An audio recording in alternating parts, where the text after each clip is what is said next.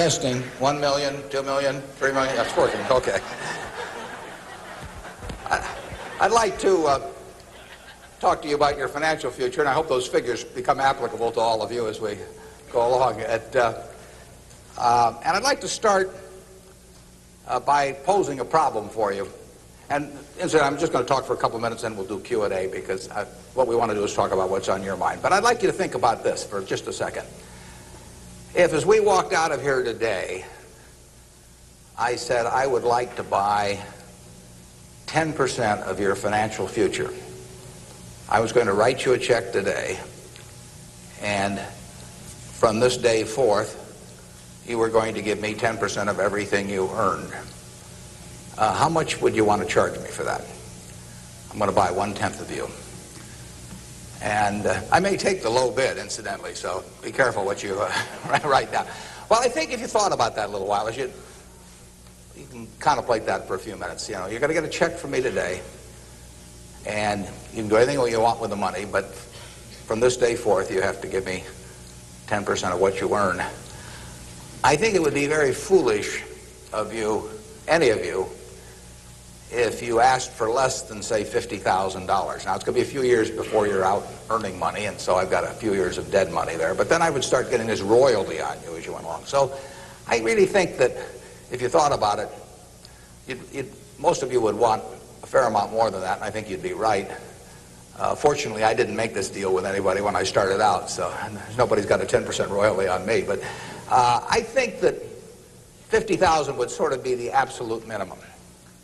And if you think about that, that means that right today, you are worth $500,000, because if 10% of you is worth $50,000 in cash today, your potential is worth a minimum on a 100% basis of $500,000. That is the big financial asset you've got.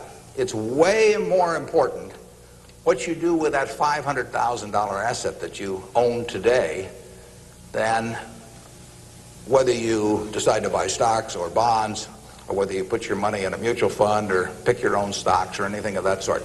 The biggest financial asset that you have going for you by miles is the value of your own earning power over the years. So that's really what you should focus on. If you're focusing on your financial future, that means you should focus on you. Because whether your 10% is worth $50,000 or $100,000 or $300,000, which would be $500,000 or $1 million or $3 million for all of you, whether it turns out to be one or the other is really dependent in a very large part on what you do in the next few years. All of you in this room have the brains to do extremely well in life. You've all got the energy to do extremely well in life, and then the question is, how do you apply it? If you've got a 200 horsepower motor, do you get 200 horsepower out of it? Do you get your full potential, or do you get 100 horsepower or 50 horsepower? Now, there's two things that can hold you back in getting the full horsepower out of your engine, whatever it may be. All of you have big enough engines.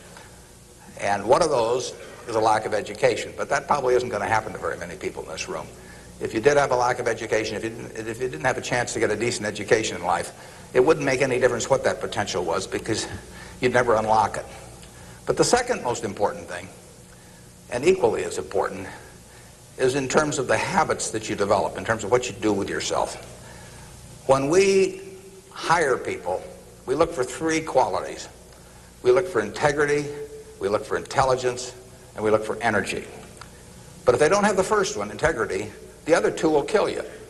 Because if you're hiring somebody without integrity, you really want them to be dumb and lazy, don't you? I mean, last thing in the world you want for them is to be smart and energetic. So smart and energetic only goes with integrity.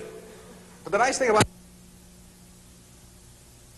you make your own decision on that. You can't change your IQ or how far you can throw a football or how high you can jump or the color of your hair very easily. But you can elect to have integrity that matches anybody else's. And if you match that with intelligence, which you have, and energy, which you have, you will get an extraordinary result, and you'd be very foolish to sell me 10% of yourself for $50,000. On the other hand, if you don't match it with that, your potential will, in a significant part, go unused. And I'll give you a little simple tests to apply in terms of thinking about the kind of habits you want to develop. Because you can have any habits you want to be. You can be lazy, you can be prompt, you can be late, you can be honest, you can cut corners. I mean, you have all these choices.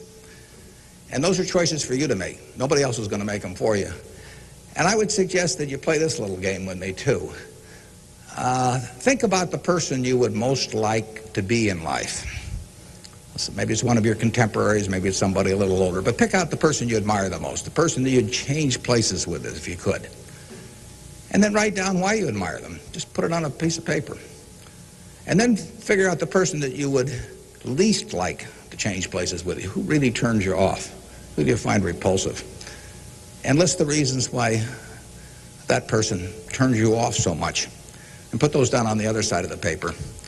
And then look at that list.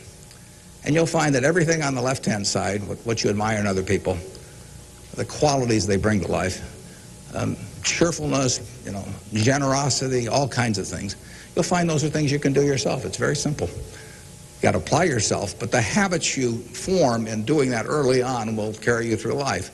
And on the other hand, you'll find that the things that make people repulsive, selfishness, obnoxiousness, all these things, egotism, are things that no one has to have. If you find those in yourself, you can get rid of them as long as you get rid of them early. So all I suggest is that you write down a list of what you admire, what you find contemptible, and decide that the ones on the admired side are ones you're going to acquire for yourself. And if you do that when you're young, it'll carry you through the rest of your life. This doesn't work if you do it when you're 50 or 60. By then the habits are too well formed. But if you do it early, behavior becomes a habit. So if you do that, 2 or 3 years from now, if you go through the same exercise, you'll find out that the person you admire the most is yourself. That can be a little dangerous under some circumstances, but it's not a bad thing. I mean, you want to be somebody you like, and you don't want to be somebody that you dislike. And form those habits early. You basically can't miss. Now, I'll give you one other small piece of advice that's just a corollary on this, and then we'll get to your questions. And that is, as a general matter, as a one piece of specific financial advice, I would say, avoid credit cards. Just forget about them. We're in various businesses that issue credit cards. The American public loves credit cards. But if you start revolving debt on credit cards, you're going to be paying 18 or 20%. And you can't make progress in your financial life going around borrowing money at 18 or 20%. You can make a lot of money by lending it out at 18 or 20% over time. If you can find anybody that's good that will borrow from you. But you don't want to be on the side of the equation that's always behind in life. I was lucky. I'd saved about $10,000 by the time I got out of school. That $10,000 was really worth millions I might have earned later on, because after you get a family and everything, the expenses roll in. But those were my tools to work with, but it was only because I was ahead of the game. If you're behind the game by $10,000 at some point and paying 18 or 20% interest on it, you will never, you'll never get out of it. So the trick, I've got a partner that says, all I want to know is where I'm going to die, so I'll never go there, And that's true in financial matters as well. You want to figure out where you don't want to be ahead of time and avoid that. And I get about a dozen letters a day from people who are having terrible problems. And there are 2 reasons why they have terrible problems. One is a number of them have had health problems of some sort. I mean, they have really been hit by or somebody in their family has been hit by some kind of catastrophic illness. And that is it's a terrible thing to happen to any family.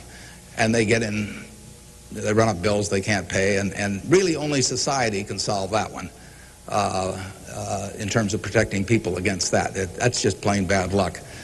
But the other one is from people who run up credit card debt, and they're facing bankruptcy, or they've been through bankruptcy once before, and they owe a whole bunch of money, and they can't even pay the interest, let alone pay any principal. And half of my letters come from people like that, and that problem is avoidable. Catastrophic illness is not, but credit card debt is something you bring on yourself, and it's way better, it's way easier to stay out of trouble than to get out of trouble financially. And I will guarantee you, if you run up big credit card debts, you will be in trouble probably the rest of your life in terms of your financial situation. On the other hand, if you get ahead of the game,